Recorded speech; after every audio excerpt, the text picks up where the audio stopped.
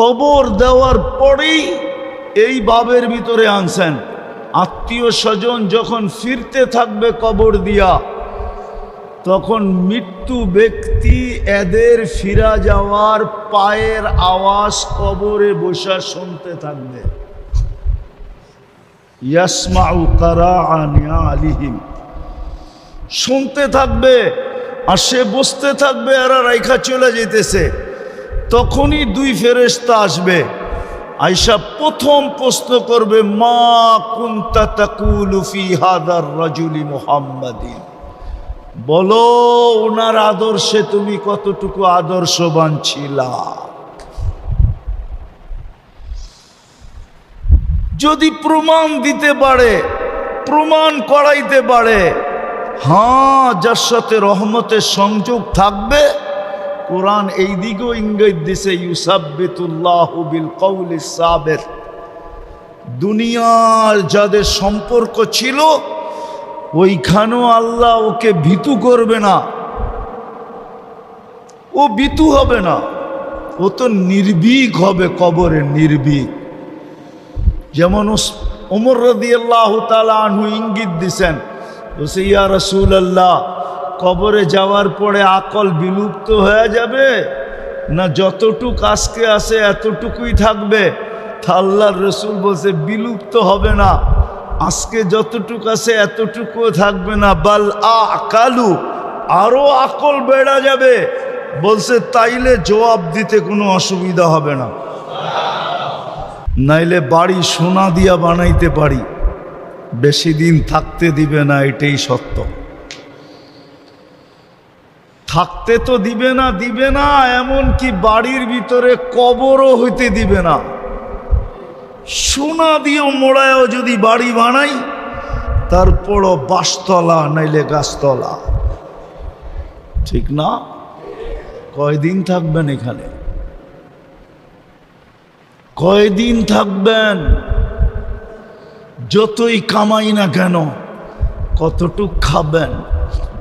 এই জন্য কিতাবে লেখা আছে, কামাও যত খুশি মনে চায়, কিন্তু তোমাকে মন মতো খাইতে দিব না, যতটুক লেখা দিছি অতটুক খাবে, আর বেশি খাইতে পারবে না। যদি তাই না হইতো, তাহলে 1000 কোটিওয়ালা মানুষ, 1000 কোটি টাকার মালিক মানুষ মিষ্টির দিকে তাকানো ছাড়তো না। ডাক্তার তো বলে দিছে মিষ্টির দিকে তাকাইতেও পারবেন না।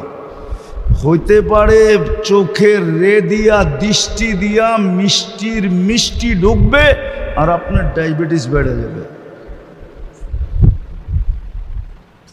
ছুঁইতে পর্যন্ত দেয় না আল্লাহ, এটাই সত্য। কামাও যত খুশি মনে চায়, কিন্তু খাইতে দিব না। তৃতীয় আরেকটা লেখছেন, জমাও যত মনে চায়, স্টক করো যত মনে চায়, কিন্তু তোমাকে ভোগ করতে দিব না, পুরা ভোগ করতে। এই জন্যই কবি সুন্দর কথা লেখছেন, যদিও উর্দুতে বুঝবেন কিনা জানি না, कि इस दुनिया में हजारों करोड़ों माली थे, प्रत्येक घरेर अभिभावक से माली ना, कि আপনার ফ্যামিলির আপনি মালি না? কবি বলে দুনিয়াতে অগণিত মালি আছে বটে, सिकंदर जब दुनिया से गया तो दोनों हाथ खाली थे। सिकंदरेर मतो बादशाहও 2 হাত খালি নিয়ে গেছে। সত্য এটাই। আসেন, রহমতের সংযোগ 24 ঘন্টা নিজের সাথে রাখি। ওটার জন্যই এই ছোট জীবনটা কনসিডার করার পরে, মূল্যায়ন করার পরে, দাম বাড়ানোর পরেও আল্লাহ পদ্ধতি দিছেন, কোন পদ্ধতিতে রহমতের সংযোগ তোমার সাথে 24 ঘন্টা থাকবে? যখন তুমি মুহাম্মদুর রাসূলুল্লাহর আদর্শে আদর্শবান হবে। শেষ কথায় চলে আসছি।